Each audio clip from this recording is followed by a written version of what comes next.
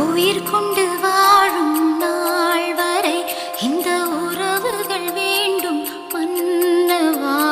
ஓராண்டுக்கு ஒரு முறை பூக்கின்ற பூவல்லவா.